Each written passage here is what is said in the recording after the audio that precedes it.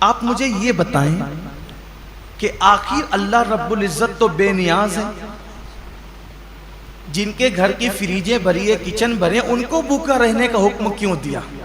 کبھی سوچا روزے کا فلسفہ کیا ہے کہ دن بھر تمہیں بھوکا پیاسا رہنا ہے، سب کچھ ہے پھر بھی بھوکا پیاسا رہنا؟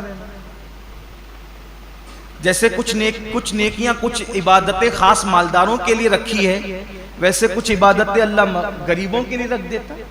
جیسے قربانی مالداروں کے لیے ہے، زکوٰۃ مالداروں کے لیے ہے، حج مالداروں کے لیے، یہ عبادتیں تو مالداروں کے لیے مخصوص کر دی، تو روزے جیسی بھوکے پیاسے رہنے کی عبادت بھی غریبوں کے لیے مخصوص کر دیتا۔ ایسا کیوں ہوا؟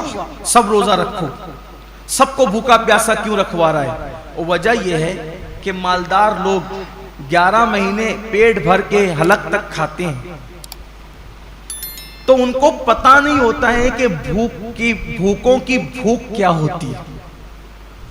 جو بندہ جس تکلیف سے گزرے گا نہیں، اس کو اس تکلیف کا احساس کبھی نہیں ہوگا۔ جو یتیم نہیں تھا، اس کو یتیموں کا درد کبھی پتہ نہیں چل سکتا۔ جو غریب نہیں ہو، اس کو غریبوں کا درد کبھی پتہ نہیں چل سکتا۔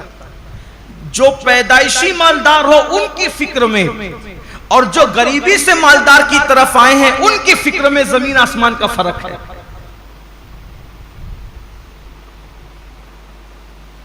ایک مرتبہ کا واقعہ ہے کہ کچھ غریب قافلے گزر رہے تھے مالداروں کی بستی سے، کچھ غریبوں کے قافلے گزر رہے تھے مالداروں کی بستی سے، تو وہ نیچے کی پڑی ہوئی روٹیاں اٹھا کر کے کھا رہے تھے۔ تو مالداروں کے بچوں نے ان کو دیکھا تو اپنے باپ سے پوچھا کہ یہ لوگ نیچے کی روٹی پڑی ہوئی کیوں اٹھا کے کھاتے ہیں؟ تو باپ نے جواب دیا، بیٹے ان کو روٹی نہیں ملی اس لیے یہ روٹی اٹھا کے کھاتے۔ تو کہا ابا ان کو روٹی نہیں ملے تو انہیں چاہیے تھا کہ یہ دکان سے کیک خرید لیتے۔ اب اس بچے کو کیا پتا کہ جنہیں روٹی نصیب نہیں وہ کیک کہاں سے خریدیں گے، لیکن اس کی سوچ کی چونکہ وہ مالدار گھر میں پیدا ہے۔